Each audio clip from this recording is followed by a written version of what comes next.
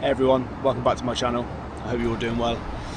I'm in my final day here in Doha, and I thought I'd sort of give you just a short video of my experiences, how I found it, what I like and what I don't like. Mindful that I don't particularly want to get blacklisted from the country, which is a real possibility if you speak badly about the state of Qatar, due to my wife living here still. And I obviously want to come and visit her after I move back to the UK. This is where I've lived for 2.5 years. I'm at Abraj Bay on the Pearl Island. This is just my balcony at the moment.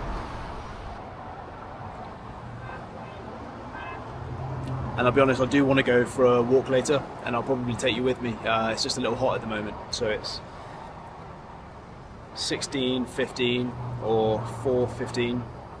If you can't understand the 24-hour clock, and it's still probably around 35, 36 degrees, if not 37. So like I said, I've lived here. I'll show you the view from my balcony, and this is the view. So you've got Porto Arabia along here.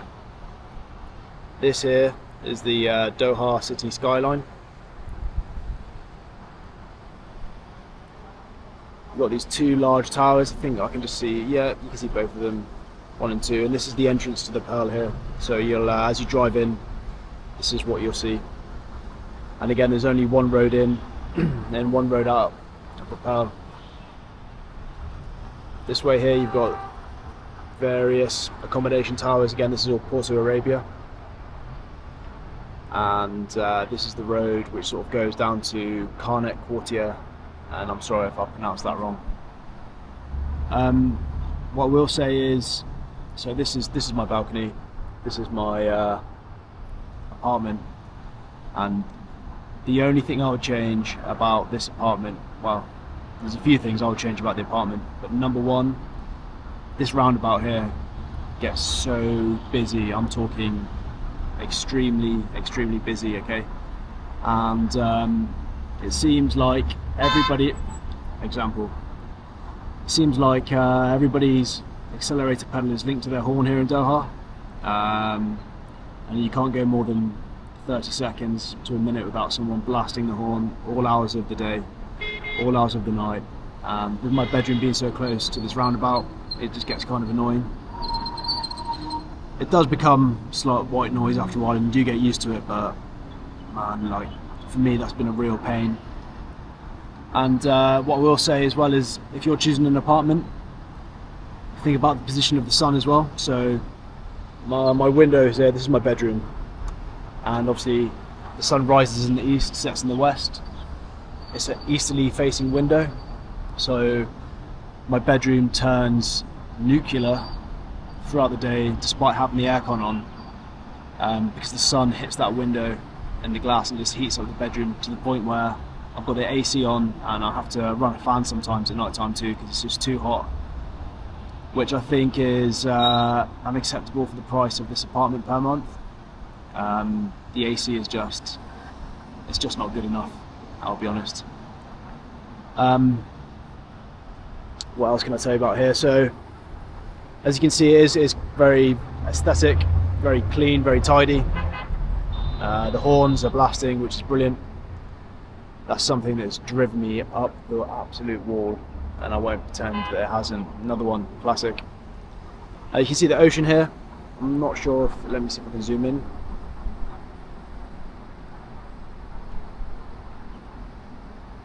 And you've got the ocean there, so the bay, which is quite nice.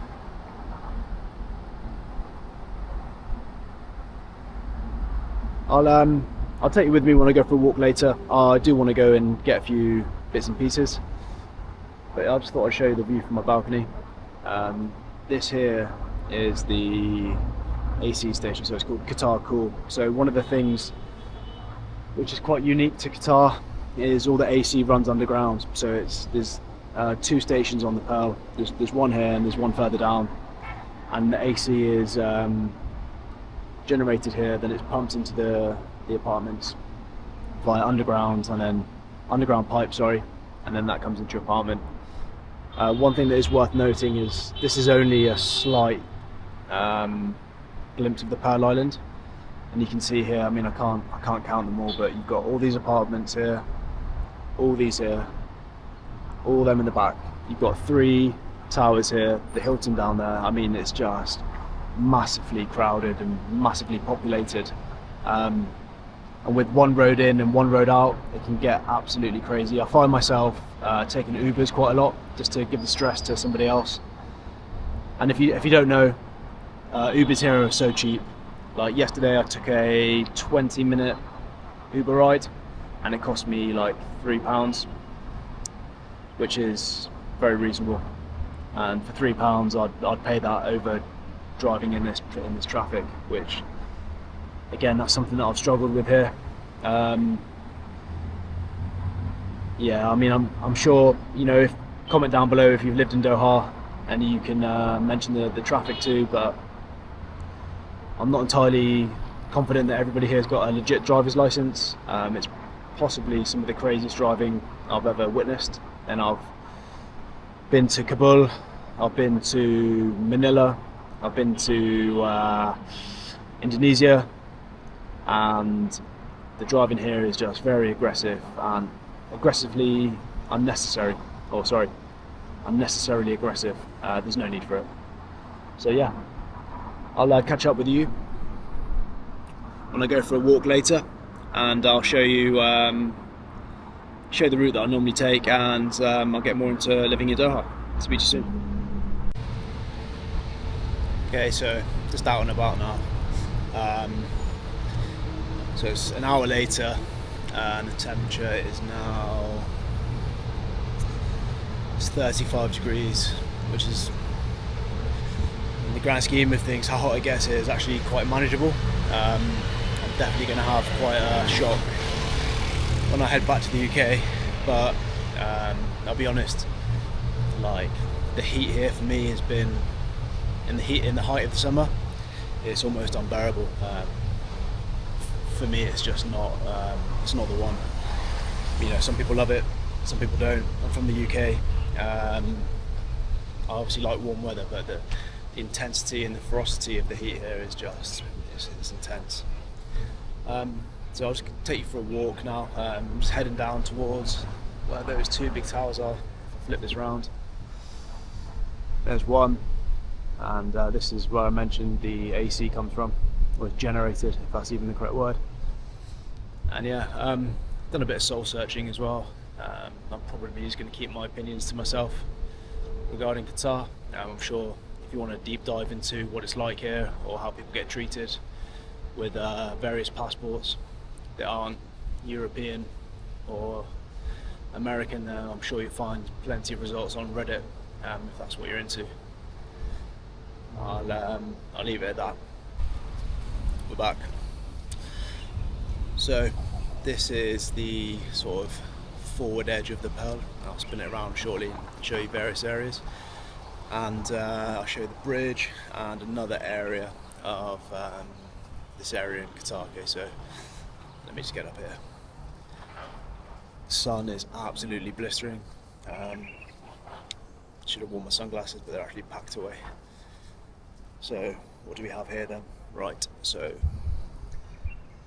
here you've got the bridge, which runs down to the new Giwan Island, which we'll walk past later.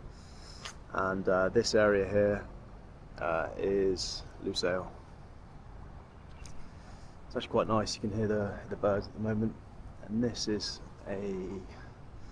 like a residential tower, not a residential tower, like some sort of business tower. I've never gone in there, and this is really the second time that I've actually walked this close to it in 2.5 years. So yeah. Okay. So my time in Qatar, what's it been like? I think for me the biggest annoyance was the sort of limiting factor pertaining to my love of a certain sport, or factors, should I say. So I cycle. I'll cycle sort of competitively at amateur level for, I'd don't even know how long.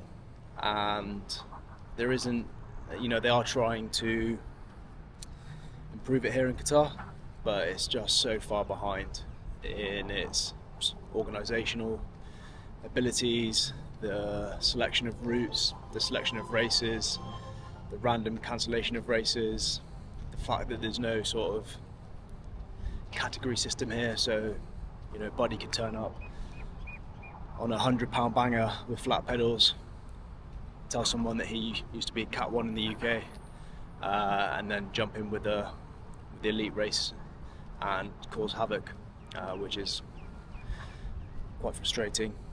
There's often races cancelled and whatnot, and there isn't much infrastructure here to ride.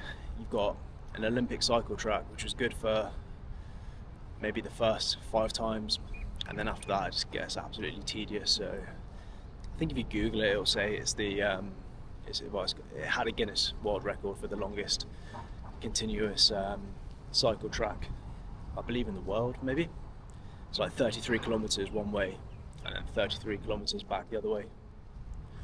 And the wind in Doha generally blows north or south, so you're either going to ride into a headwind and then have a tailwind on the way back, or you're going to ride with a tailwind and then suffer a headwind on the way back, and it's just one straight line up and down. It broke me. It was just so boring. And then when it's hot and you're riding there and there's wind, it just feels like you're breathing in air from a hairdryer. Savage. Then it comes to the group ride, so I've been fortunate enough to ride with a great bunch of expats here in Doha for a club. I'd say I didn't race for the expatriate team, and they organise rides. Well, it was every Friday, Saturday, and then for whatever reason there was an issue, and the Saturday rides got cancelled on the weekend. So their weekend starts on Thursday here. So the weekend in Qatar is you finish work on a Thursday, you have Friday off, Saturday off, and you're back into work on a Sunday. So Friday's like the holy day, so the roads are quiet. So we generally ride on the highways on a Friday, which is great fun. In the summertime, generally start rides at between 5 and 5:30, depending on the heat, and then you get back to wherever you live at around, I don't know, 9 at the latest if you stop for a coffee. And I think topographically, if that's even the right word there, Qatar is like the second flattest country in the world. So we could ride 100 kilometers an average between 34, 35, 36k an hour, no trouble, which is quite nice. But after the first year and a half here, you do kind of get jaded with the same routes and the same constant issues on the road, the same drivers, the same sort of issues there. But again, I'm not going to sort of get into that. But that's sort of my cycling experience here. It's been okay. And then where I worked, I was lucky enough to race 2 years in a row on a 4-day stage race, which was actually quite cool, and I did enjoy that. And then I've taken part in the first year here. I raced, and then coming into my second year, I raced for a bit, and then I just got fed up with paying money for races which were poorly organised. In my opinion, that is, some people might love them. Poorly organised, and just, wasn't really entirely sure where my money was going, if I'm being honest. So I kind of just stopped, and I did the occasional crit race, and then that was it really. So for me, having to sort of sacrifice my riding was my biggest annoyance here, and for someone that's ridden every day, and I found myself hammering the turbo trainer. So I've got a Wahoo kicker with an indoor bike, and I just found myself just relying on that just to get. Yes, I know virtual miles can't replicate real miles. Yeah, save it for somebody else. but just the heat and just the roads and the traffic and the cars. Maybe it's because I'm getting a little bit older. I just found myself not wanting to take that risk anymore. So I just generally ride on the weekends with the boys on a Friday and race the closed road races as and when. Other than that, it's been pretty steady. I was going to walk along the waterfront, but I'll be honest, the heat was just too much, and I had to get into some shade. So it's shaded here, and this is like so if you remember, my balcony was up there. So I'm just walking along the grass here now, in the shade, which is quite nice. What else? So and again, these views are mine. Okay, some people might disagree, some people might agree, but that's an opinion, right? And yeah, depending on your opinion and how you word it, can land you in. Yeah. Anyway, so I find it quite boring here as well, especially in the summertime. If you've never been here in the summer, it's just brutal. And if you've got, once you've done one thing here, you've done it 100 times. So in the first year, people generally go a bit crazy and visit all these places. I'd say if you are going to come here, just pace yourself. Don't just go crazy on your first month here. And again, in terms of entertainment, there is stuff to do. You can go to the cinema.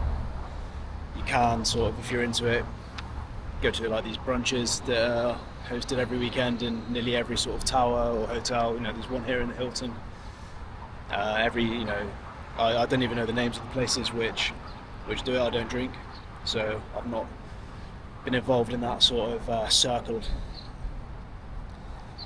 So maybe that's why I find it boring. But you do what you love, right? And I don't enjoy getting lashed up and waking up with a stinking hangover after blowing the best part of £500 on a brunch just to do it again the weekend after. For me, that's not life. What I have been fortunate enough to do is travel.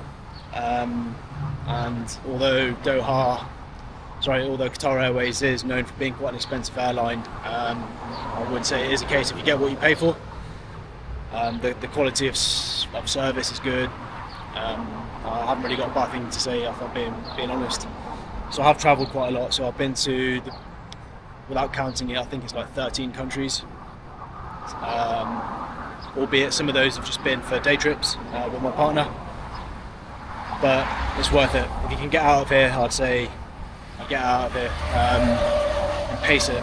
So if you do feel like you're getting sort of, what's the word I'm looking for here, kind of just getting a bit impatient with everything, whether that's the traffic or the certain nationalities, I'd say take a break, be that a long weekend or just a short break outside of Doha, and it's like a master reset. Sorry, I was just crossing the road, and I hope you can hear me. Again, I won't mention it again, but I need to get a microphone, so I'm either shouting into this loudly or you can't hear me. It is what it is. So yeah, so that boredom is a big one, but I'd say find a circle of friends that you can relate to, and do various hobbies. So for me, most of my friends all cycle, which is great. All very like-minded, great bunch of lads, great banter, which is something that I've dearly missed about the UK, is just the banter, just like I just love it. So that's just one small thing. I won't moan about it too much. I've been afforded great opportunities here, which is really nice, and I've lived in a country for 2.5 years, which not many people get to live in, so that's quite cool. Would I choose to move here? Sort of a hard question to answer, because my partner will continue to live and work in Doha, so in that instance, yes, I would, to be with her and be close to her. I'd take any job, be that hotel cleaner or office based. Yeah, absolutely. If that wasn't the case, having the experience of Doha, would I? Probably not, to be honest. It's cool, you know, for a week to come and visit, which I get, which is why, you know, sort of very popular with tourists and cruise ships. But I'll be honest with you, it's mainly just the weather. It's a very austere environment, and I'll show you this. It's quite nice. One sec.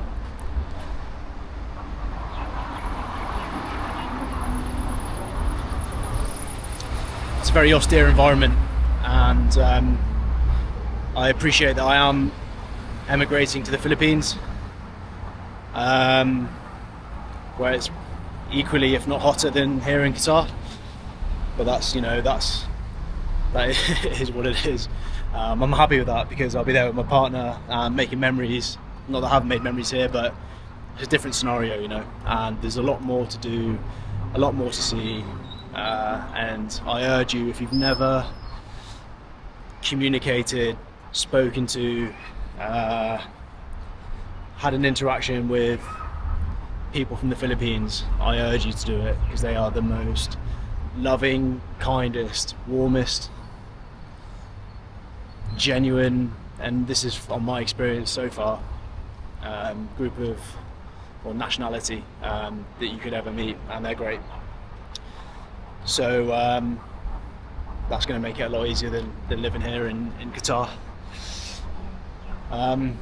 So yeah, that's a me problem, and it's not even a problem. So I did plan to go for a coffee. So my flight's at like 8 in the morning tomorrow, but I'll get to the airport a little early.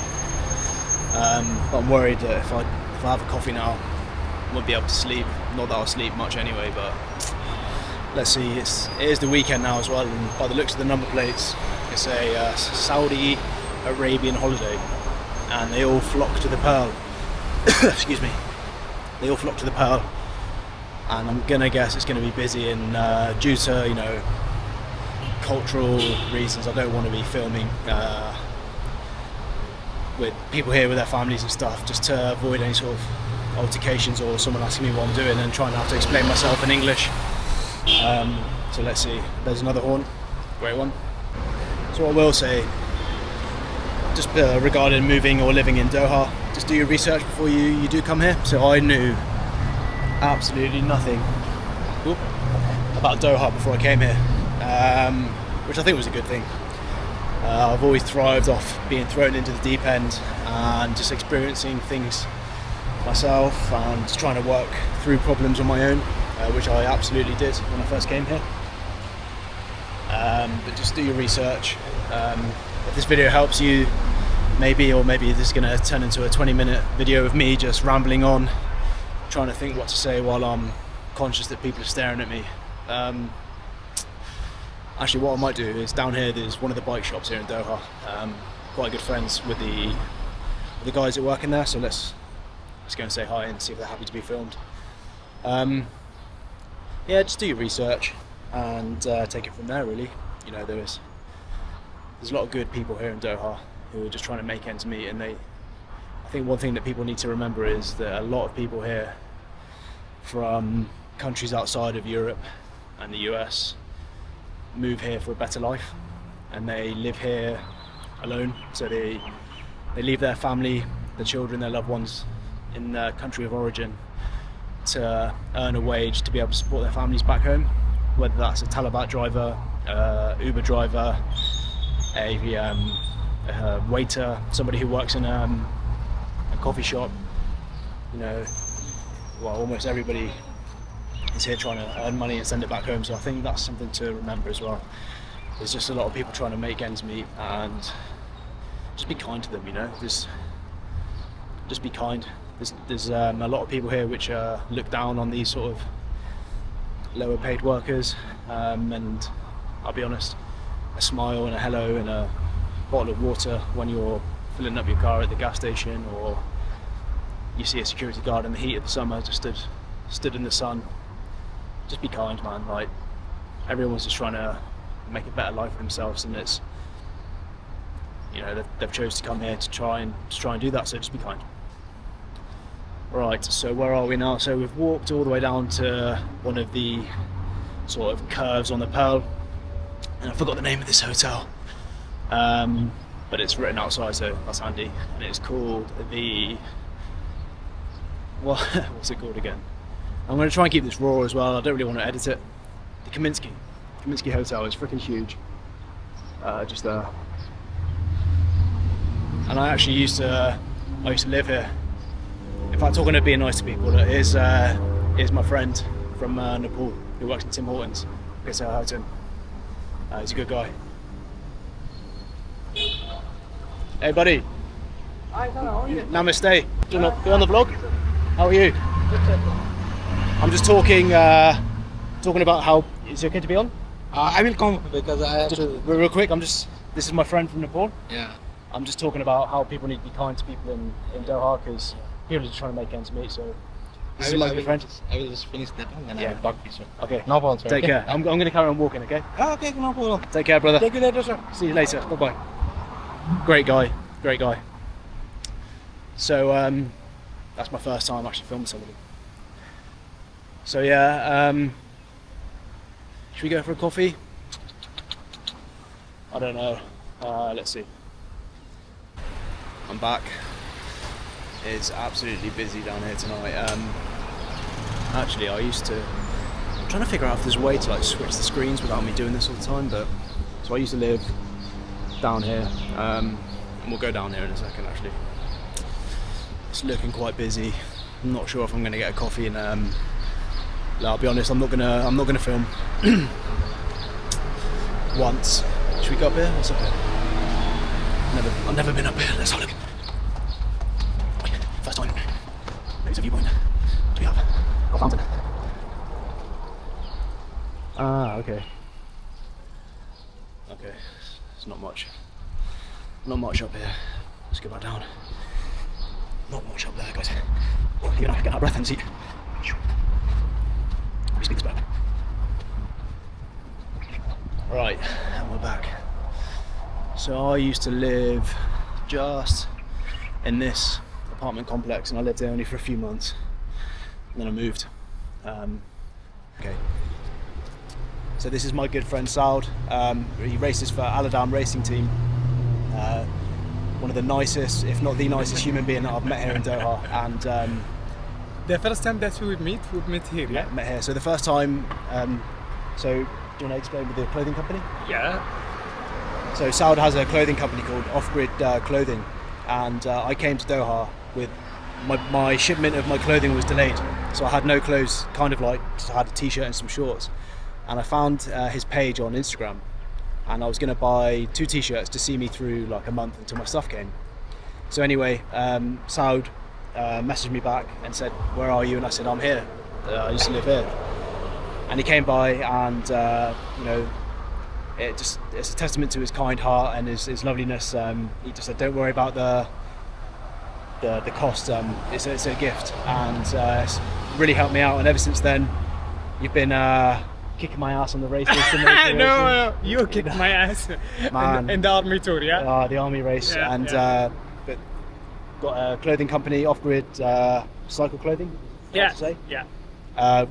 I did a photo shoot. With Yeah, you as well. yeah. Sheesh, I forgot. You can see him in the page. On the page, on the Off Grid page. Yeah. Great quality, really comfy shorts, and the jerseys. If you are coming to Doha to cycle, they're very thin and great for this weather. So, no, one of the kindest humans I've ever met. And Thank you so much, man. Yeah. Thank you. It's too busy to film on the Carnet Quartier, or the Venice, which I showed you before. There's too many people, and I don't feel comfortable filming with that many people around. Not because I feel awkward, just because we've got to respect other people's religions and traditions. So I decided not to. That was great seeing my friend Saud there.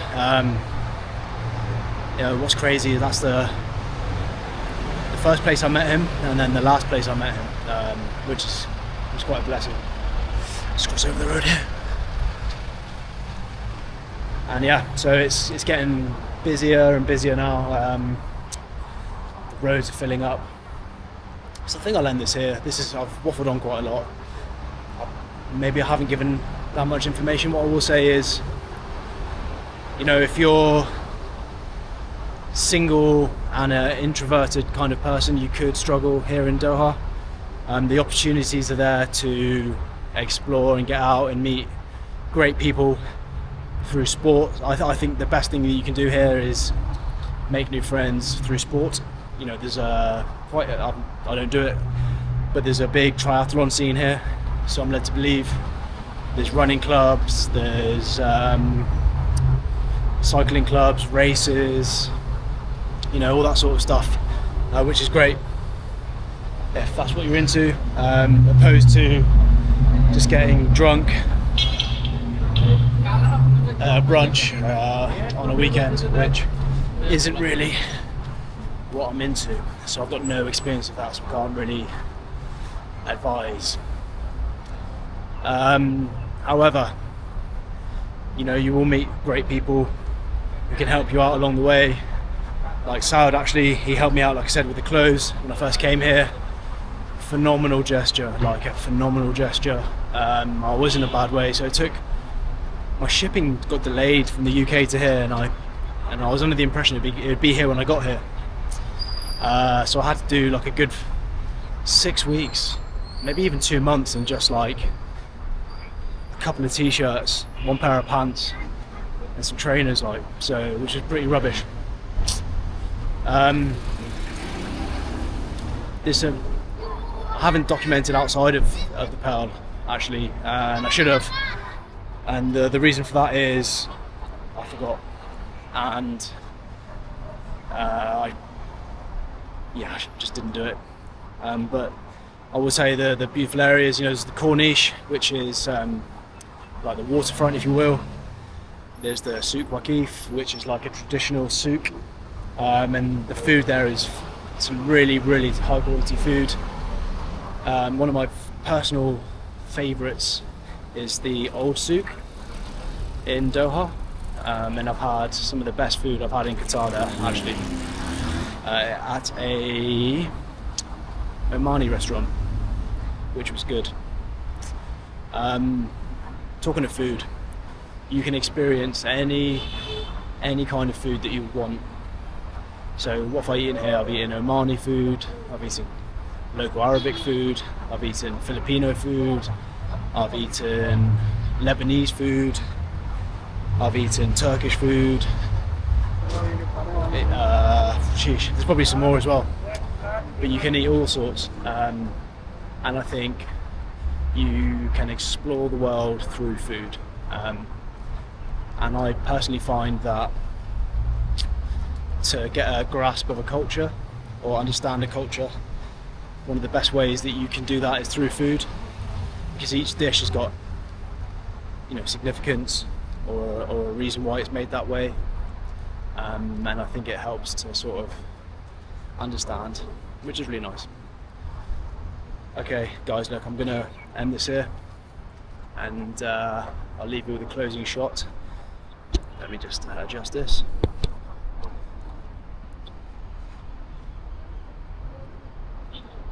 My last sunset in Doha, and then this is where we've just walked. So thank you all, and I shall speak to you in the next one. Goodbye.